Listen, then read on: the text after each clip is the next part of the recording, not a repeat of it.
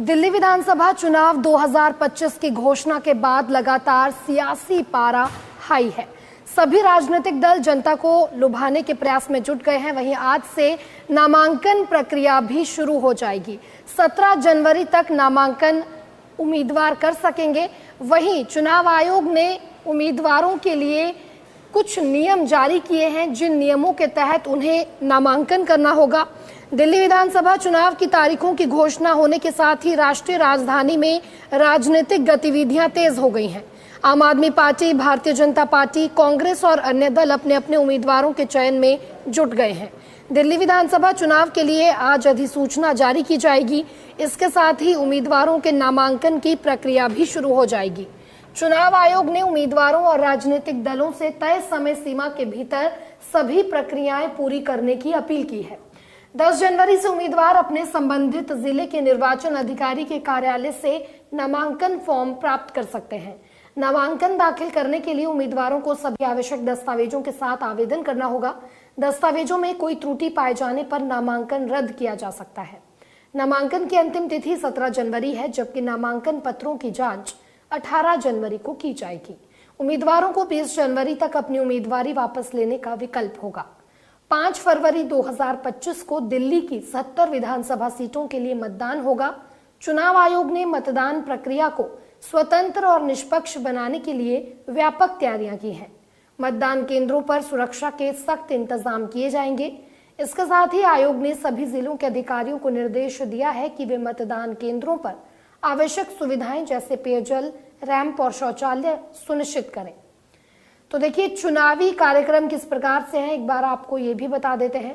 राजपत्र अधिसूचना जारी करने की तिथि आज यानी 10 जनवरी है। नामांकन दाखिल करने की अंतिम तिथि 17 जनवरी होगी। नामांकन पत्रों की जांच 18 जनवरी को होगी। उम्मीदवारी वापस लेने की अंतिम तिथि 20 जनवरी को होगी। मतदान की तिथि 5 फरवरी है और मतगणना की तिथि 8 फरवरी है।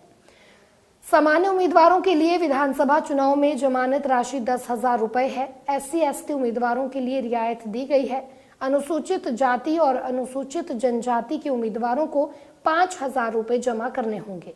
यह राशि नकद में रिटर्निंग ऑफिसर या सहायक रिटर्निंग ऑफिसर के समक्ष जमा करनी होगी। भारतीय रिजर्व बैंक या कोषागार में भी राशि जमा की जा सकती है।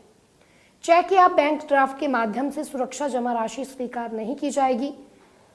चुनाव में भाग लेने वाले उम्मीदवार सुरक्षा जमा राशि समय पर और सही तरीके से जमा करें। इसके अलावा नामांकन के समय वाहनों और व्यक्तियों पर प्रतिबंध व महत्वपूर्ण निर्देश भी जारी किए गए हैं। उम्मीदवार के काफिले में सिर्फ 3 वाहन 100 मीटर की परिधि में अनुमति है। रिटर्निंग ऑफिसर के कार्यालय में प्रवेश करने के लिए अधिकतम 5 व्यक्ति उम्मीदवार सहित अनुमति प्राप्त कर सकते हैं। नामांकन स्थल के चारों ओर 100 मीटर की सीमा स्पष्ट रूप से चिन्हित की जानी चाहिए। पुलिस अधिकारी जो सहायक पुलिस आयुक्त से कम रैंक का ना हो को नोडल अधिकारी के रूप में नियुक्त किया जाएगा। इस नियम का पालन करना आवश्यक है, क्योंकि यह उम्मीदवार के चुनाव खर्च के साथ सीधे जुड़ा हुआ है। एक उम्मीदवार 40 लाख रुपए खर्च कर सकता है। तो देखिए, ये चुनाव आयोग द्वारा कई महत्वपूर्ण दिशा निर्देश जारी किए गए हैं, जिसका पालन हर उम्मीदवार को करना होगा।